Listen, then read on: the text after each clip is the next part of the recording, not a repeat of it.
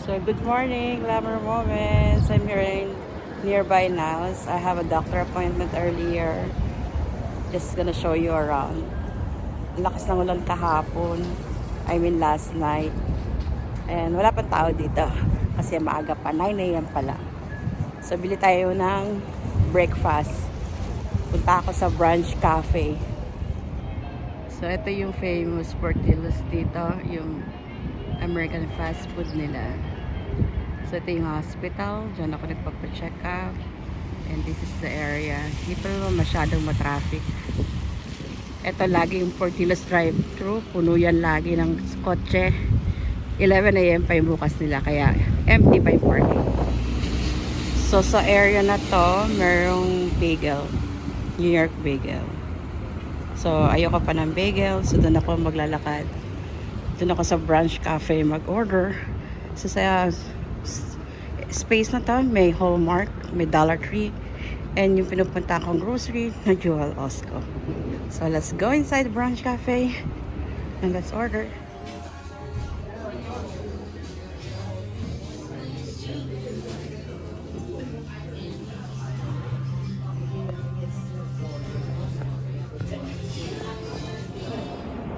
So naka-order na tayo ng breakfast to go. Sa bahay na lang ako kakain.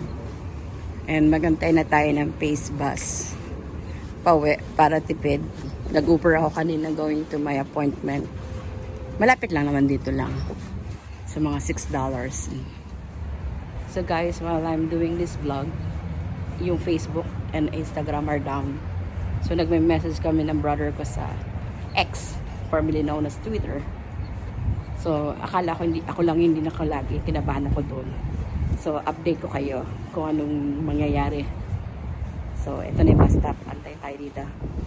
So pag sasakay kayo ng bus dito, kailangan nandito ka sa tapat ng bus stop. Hindi ka iliko. So bawal yung papara ka sa ibang lugar. Follow the rules, follow the bus stop, follow the bus hours. So yun, may bus din dun sa doon. Pero iba yun yung may bayad.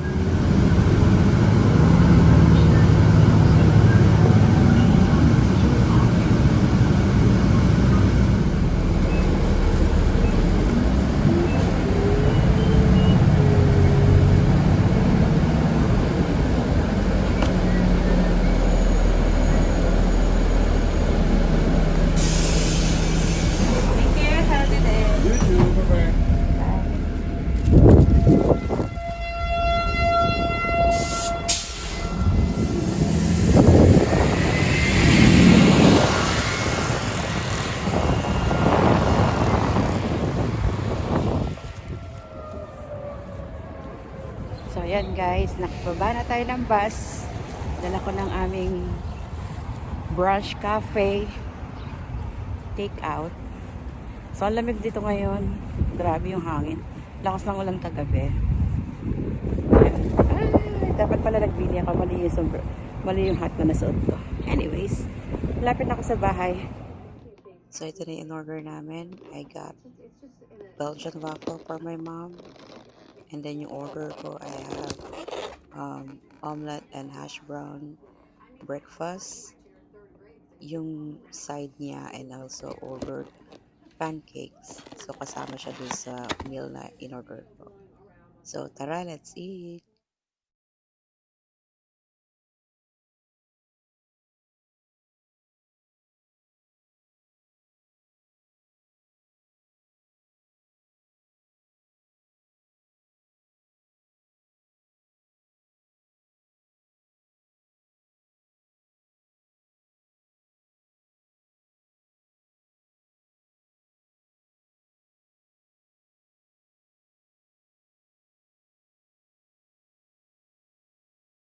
So ito na nga yung kaganapan kanina or yung kagabi or kaninang umaga dito sa amin.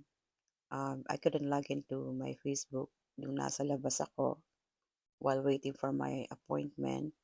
So, nag-browse ako ng mga news and Twitter. So, yun, na-confirm nga. And also, I talked to my brother earlier. So, down nga ang Meta. Lahat ng products niya ay down. Actually, including Google products then sabi sa news. So, ito yung news na shinare ko sa inyo. Pero naglabas na din ng statement yung Facebook a while ago, pero hindi pa nila sinasabi kung ano yung cause kung bakit sila nag-down. So, mga few hours, kung nasa Pilipinas ka or tulog na kayo, swerte nyo. So, ito nag-check si Facebook and we're back. Sorry for those who were unable to access Facebook. Have a good day.